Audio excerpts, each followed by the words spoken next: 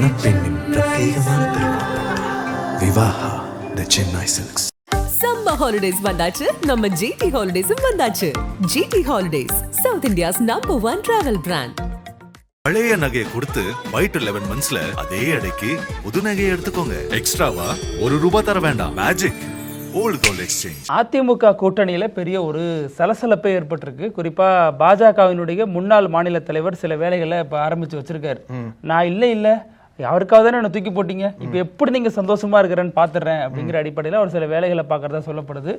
அது மட்டும் இல்லாம எடப்பாடி பழனிசாமி சில ரொம்ப டெக்னிக்கலான நகர்வுகள்லாம் தொடங்கி வச்சிருக்காரு. பிஜேபியை எப்படி டீல் பண்ணணும் அப்படின்னு அவர் இப்ப ஒரு முடிவுக்கு வந்துட்டாரு அப்படின்லாம் நிறைய விஷயங்கள் சொல்லப்படுது.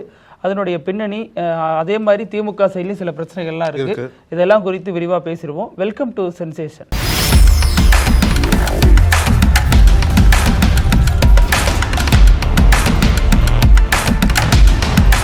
வணக்கம் பிருத்திவி. வணக்கம்.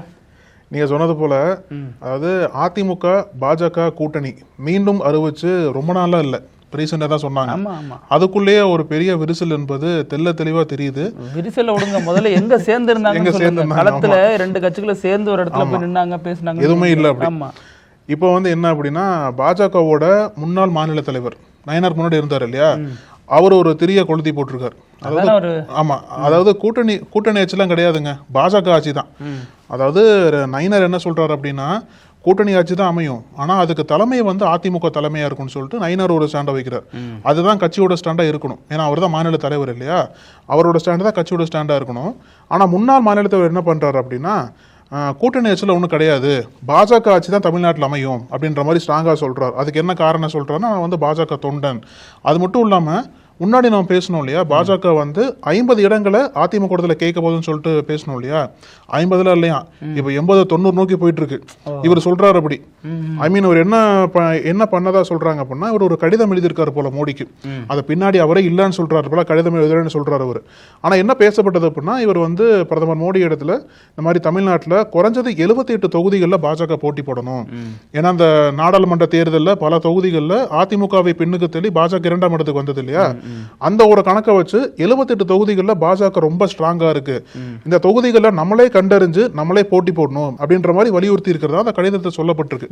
ஆனா கடிதம் எழுதுறேன்னு சொல்லிட்டு அவர் மறுத்தாலும் இந்த ஒரு சம்பவம் என்பது அதிமுகக்குள்ளேயே கடும் கோபத்தை எழுப்பியிருக்குன்னு சொல்லணும். ஏன்னா அமித்ஷா மதுரைக்கு வரும்பொழுது இதெல்லாம் முடிவானது சொல்லப்பட்டது. 50 சீட் அவர் பேசியிருக்காரு, அதிமுகவோட கூட்டு ஆட்சியில் அப்படிலாம் சொல்லியிருக்காருன்னு. இப்ப மறுபடியும் அது இல்லைன்னு சொல்லிட்டு ராஜேந்திர பாலாஜி போன்ற முன்னாள் அமைச்சர்கள்லாம் மறுத்திருக்காங்க. ஆனாலும் இதை பத்தி யாரும் வெளியில சொல்லக்கூடாது, இதை பத்தி யாரும் வெளியில கருத்து சொல்லாதீங்க அப்படிங்கறத அதிமுக பொதுச் செயலாளர் எடப்பாடி பழனிசாமியோட அறிவுறுத்தலா இருக்கிறதா சொல்லப்படுது. அதனாலதான் கட்சிக்குள்ள இருந்து யாருமே இந்த விஷயத்தை பத்தி வெளில பேசவே இல்லை இது வரைக்கும். மற்ற எல்லாத்துக்கும் பேசுறவங்க இதை பத்தி இது வரைக்கும், எடப்பாடியும் இதை பத்தி எதுவுமே பேசல. சோ இது அவங்க பழைய ஒரு டெக்னிக்கே கையாளுறாங்க, கூட்டணி ஆட்சி அப்படிங்கறத. இது கூட்டணிகள் இணைந்து செய்யற ஆட்சி அப்படிங்கிறாங்க. அது ஆட்சியில பங்கு இல்லை அப்படின்னு ராஜேந்திர பாலாஜி போன்றவர் சொல்றாங்க. இந்த சைடு நயினார் நாகேந்திரன் ஆட்சியில பங்கு இருக்குங்க, தலைமை அதிமுக தாங்க அப்படின்னு அவரு வித்தியாசமான ஒரு பார்வையை முன்வைக்கிறாரு. அமித்ஷாவை பொறுத்த வரைக்கும் என்ன சொல்லியிருக்காரு அப்படின்னா, நீங்க 7 இருந்தீங்கன்னா மட்டும் போதும், நான் பாத்துக்கிற மற்றது எல்லாத்தையும். இது வரைக்கும் நம்ம எங்கெங்க ஸ்ட்ராங்கா போட்டிட்டு இருக்கோம், எந்தெந்த இடத்துல நமக்கு ஓட் பேங்க் ரொம்ப அதிகமா இருக்குன்னு பாருங்க, அந்த தொகுதியெல்லாம் செலக்ட் பண்ணி கொடுங்க, நான் ஏடிஎம் கிட்ட பேசி 50 சீட் வாங்கி தருது என்னுடைய பொறுப்பு அப்படின்னு தான் இப்ப மீட்டிங்ல அமித்ஷா பேசிட்டு போயிருந்தாரு.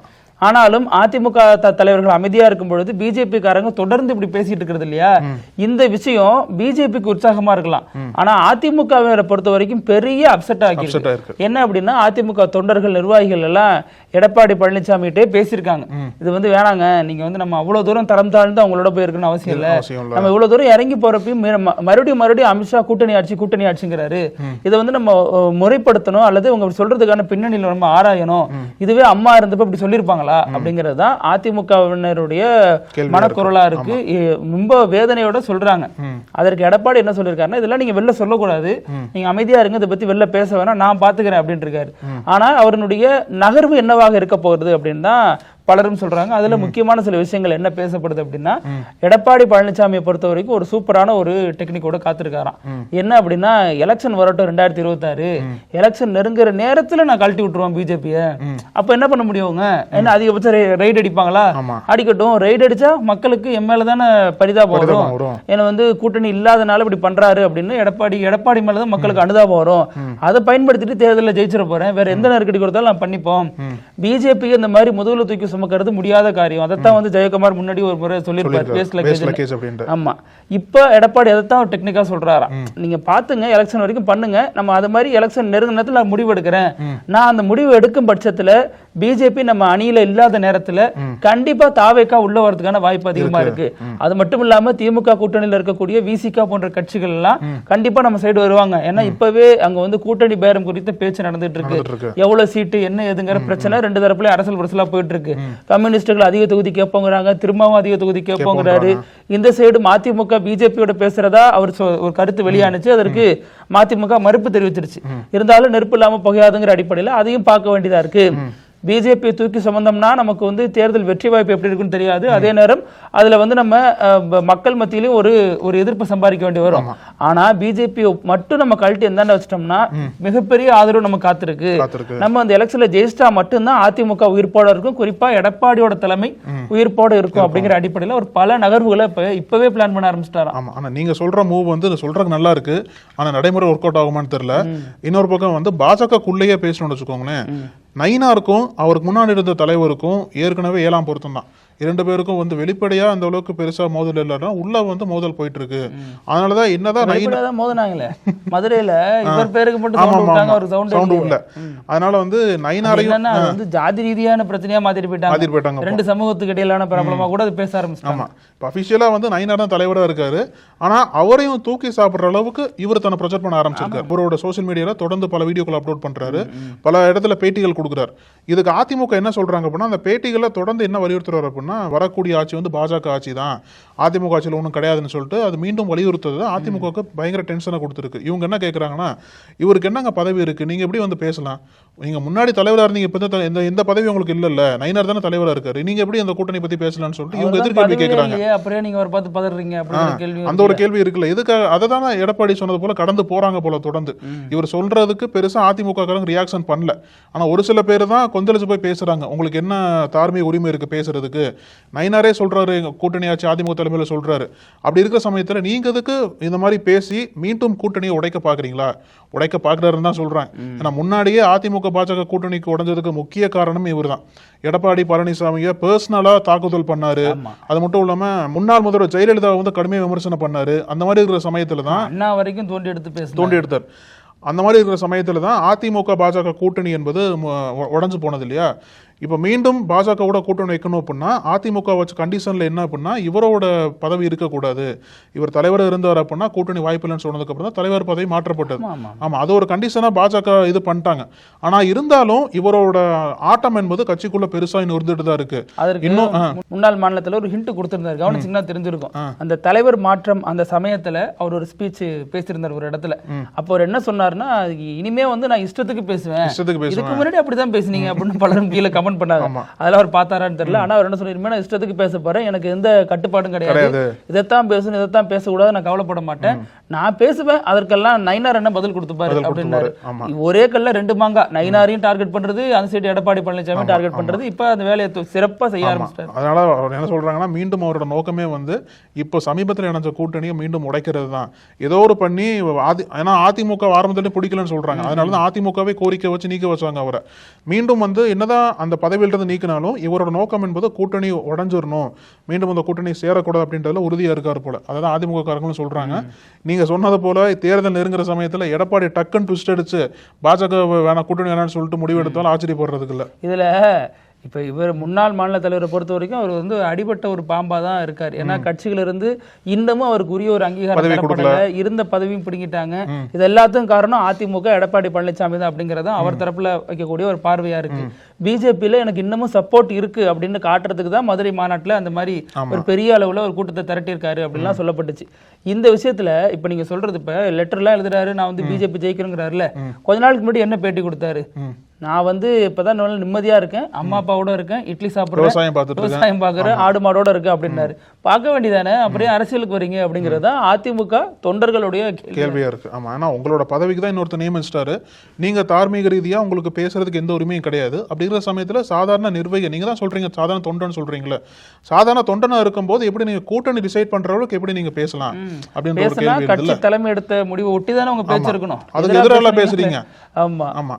இப்போ இன்னொரு முக்கியமான பிரச்சனை அதிமுக என்ன அப்படின்னா, அதாவது பாஜக பண்ணக்கூடிய பிரச்சாரங்கள், பாஜக எடுக்கக்கூடிய யுக்திகள் எல்லாமே அதிமுகவுக்கு ஏதோ ஒரு வகையில் பிரச்சனையாக தான் வருது. இப்போ குறிப்பாக சொல்லணும் அப்படின்னா, மதுரையில் வரக்கூடிய 22ஆம் தேதி இந்த முருக மாநாடு நடக்குது இல்லையா, அது வந்து அதிமுகவுக்கு ஒரு பெரிய பிரச்சனையை கொண்டு போய் கொடுக்குன்றாங்க. ஏன்னா பாஜகவோட நோக்கம் என்னவா இருக்கு அப்படின்னா, தமிழகத்தை பொறுத்த அளவில் இது வந்து ஒரு மத ரீதியான மாநாட்டை தான் பார்க்குறாங்க. ஏன்னா முன்னாடியே திருப்பரங்குன்றத்தில் பெரிய பிரச்சாரம் எல்லாம் பண்ணாங்க, அந்த முருகர் மலையை சிக்கந்தர் மலையை மாற்ற பார்க்குறாங்கன்னு சொல்லிட்டு ஒரு பொய் பிரச்சாரம் நிறைய பண்ணாங்க இல்லையா. அதே மாதிரி பிரச்சாரம் மீண்டும் இங்கே பண்ண பார்க்குறாங்க. அது மட்டும் இல்லாமல் 5 லட்சம் மக்களை இங்கே கூட்ட பார்க்குறாங்கன்னு சொல்லிட்டு பல திட்டங்கள்லாம் போட்டிருக்காங்க பாஜக.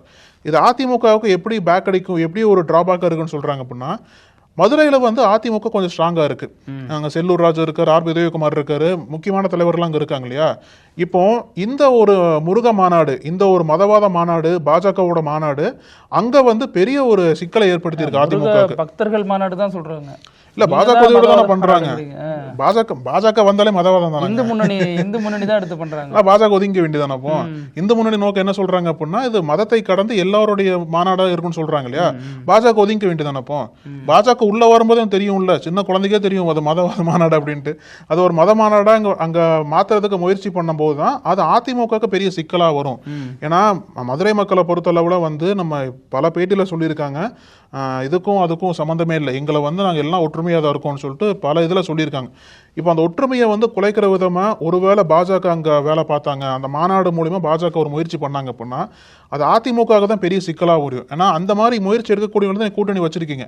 அப்படி இருக்கிற சமயத்தில் அதிமுகவுக்கு பெரிய ஒரு பின்னடைவாக அது இருக்கும்னு சொல்லிட்டு சொல்கிறாங்க மதுரையில். இதுல கூடுதலா ஒரு தகவல் சொல்லணும். இப்ப மதுரைக்கு உள்துறை அமைச்சர் அமித்ஷா வந்த பொழுது அவரை ஒரு நபர் சந்திக்கிறார். அவரது பின்னணிகள் தோண்டி எடுக்கப்படுது. அவர் யாருன்னா மிளகாய்ப்பொடி வெங்கடேசன். அவர் இந்த தமிழ்நாடு, ஆந்திரா, தெலுங்கானா எல்லா மாநிலத்திலும் கேஸ் வச்சிருக்காரு. கிட்டத்தட்ட 66 கேஸ் கிட்ட என்னமோ இருக்கு அவர்கிட்ட. என்னன்னா இந்த செம்பார கடத்தல் விவகாரம், அப்புறம் அதிகாரிகளை தாக்குறது மாதிரி நிறைய பிரச்சனை இருக்கு அவர் மேல. அவர் அமித்ஷா வரவேற்று ஒரு போட்டோ போட்டிருந்தாரு. அவர் வந்து தமிழகத்துல ஓபிசி பிரிவுல ஒரு நிர்வாகியா இருக்காரு, மாநில நிர்வாகியா இருக்காரு. ஆமா, முன்னாள் மாநில தலைவர் வந்த பொழுது சில ரவுடிகள் எல்லாம் கட்சியில சேர்க்கிறாங்கன்னு ஒரு விமர்சனம் வந்துச்சு இல்லையா. அந்த காலகட்டத்தில் இவரும் கட்சிக்குள்ள இணைஞ்சாரு.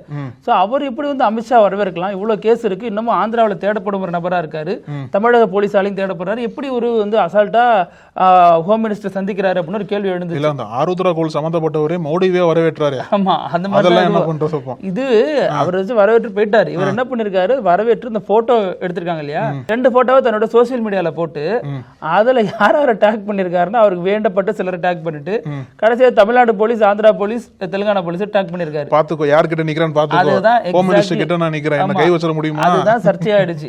அப்போ நீ போட்டோ எடுத்து போட்டு மிரட்டுவீங்களா அப்படின்னு ஒரு இதாயிடுச்சு. அதுக்கே அவர் அடுத்த பதிவுல போடுறாரு, நான் வந்து மிரட்டு நோக்கத்துல போடல, நான் வந்து அறம் சார்ந்து நடப்பவன், அறம் வழியே என் வழி அப்படிங்கிற மாதிரி நல்லா தூய தமிழ்ல எல்லாம் எழுதியிருந்தாரு. ஆனாலும் தமிழ்நாடு போலீஸ் இப்ப வர வேறொரு வழக்கில் கைது பண்ணிடுச்சு. அமித்ஷாவை சந்திச்சவரை தமிழ்நாடு போலீஸ் கைது பண்ணிருக்குது அப்படிங்கிறது ஒரு பெரிய விவகாரமா பேசப்படுது. அறம் சார்ந்து வாழ்றதுக்கு 60 கேஸ் வச்சிருக்கீங்க வச்சிருக்காரு. அப்படிதான் போஸ்ட் போடுறாரு.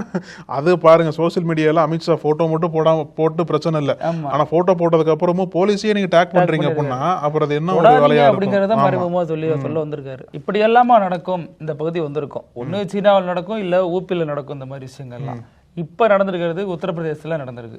இதுல என்ன அப்படின்னா, ஒரு திருமணமான பெண் ரொம்ப கோவமா போலீஸ் ஸ்டேஷன் வராங்க. வந்துட்டு புகார் கொடுக்குறாங்க, என் கணவர் சரியில்லை, ரொம்ப கொடுமைப்படுத்துறாரு அப்படின்னு. என்னம்மா உட்காருங்க, நிதானமா உட்காருங்க, தண்ணி சாப்பிடுங்க, ஒரு புகார் சொல்லுங்க அப்படிங்கிறப்ப, இல்ல ஃபர்ஸ்ட் என் கம்ப்ளைண்ட் எடுங்க அப்படிங்கிறாங்க. என்னன்னு சொல்லி போலீஸ் மறுபடியும் கேட்கறாங்க. சரிம்மா சொல்லுங்க, நிதானப்படுத்திட்டு சொல்லுங்க, என் ஹஸ்பண்ட் சரியில்லைங்க, ரொம்ப டார்ச்சர் பண்றாரு, என்ன வேலை செய்ய விட மாட்டேங்கிறாரு, ஏன் என்ன ரொம்ப வீட்டு வேலையே கொடுத்துட்டு இருக்காருங்க அப்படின்னு. என்னம்மா நான் என்னுடைய அடுத்த வேலையை நல்லா பார்க்க முடியல அப்படின்னு இருக்காங்க. கொஞ்சம் நிதானமா தெளிவா சொல்லுங்கம்மாங்கிறப்ப அந்த பெண் சொல்லியிருக்காங்க, என் ஹஸ்பண்ட் வந்து என்னை வந்து ரீல்ஸ் பண்ண விட மாட்டேங்கிறாரு, பொழுதனைக்கு வீட்டு வேலையே கொடுக்குறாரு சீரியஸா சொல்லிருக்காங்க. வீட்டு வேலையே கொடுக்குறாரு, இதனால எனக்கு 2 ஃபாலோவர்ஸ் குறைஞ்சிட்டாங்க தெரியுமா அப்படின்னு. நான் ரெகுலரா பண்ணிட்டு இருப்பேன், 2 ஃபாலோவர்ஸ் குறைஞ்சிட்டாங்க அப்படின்றாங்க. போலீஸும் சும்மா இல்ல, சரி உட்காரு உங்க ஹஸ்பண்ட் அழைச்சிட்டு வாங்கன்னு சொல்லிட்டு ஹஸ்பண்ட் அழைச்சிட்டு வந்து ஒய்ஃபோட வச்சு 2 பேரும் சமாதானப்படுத்துறாங்க. சார் ஒரு 2 ரீல்ஸ் பண்ணிட்டோம் சார், ஃப்ரீயா விடுங்க சார், அவங்களுக்கும் வேற ரிலாக்ஸ் இருக்கட்டும் சார், பொழுதுனைக்கு வீட்டு வேலையை கொடுக்காதீங்க சார்னு போலீஸ் சொன்னதுனால அந்த கணவரும் அந்த சமரச உடன்பாடுக்கு ஏற்பு தெரிவிச்சிருக்காரு. இதையடுத்து இந்த குடும்ப மகிழ்ச்சியோட இப்ப ரீல்ஸ் பண்ணிட்டு இருக்காங்க. உத்தரப்பிரதேசத்துல இப்படி ஒரு சம்பவம் நடந்திருக்கு. ஆமா, நீங்க ரீல்ஸ் பண்ணுங்க, ஆனா ரியலா வாழுங்க. இதே மாதிரி நாளைக்கும் பல செய்திகளோட சந்திக்கலாம். அழகு, நன்றி. தொடர்ந்து பேசலாம். நன்றி. நக்கீரன் டிவிக்கு சப்ஸ்கிரைப் செய்யுங்கள். உங்கள் ஆதரவே எங்கள் பலம். ஆசிரியர்களுக்கு நண்பனாகவும் மாணவர்களுக்கு ஆசானாகவும் திகழும் தேர்வு வழிகாட்டி. ஒவ்வொரு பாடத்திற்கும் அனுபவமிக்க ஆசிரியர்களின் துல்லியமான தெளிவான விடைகள். CNC இருக்கு, தேர்வு பயம் எதற்கு? இது தீரன் பப்ளிஷிங் ஹவுஸ் விற்பனை வெளியீடு.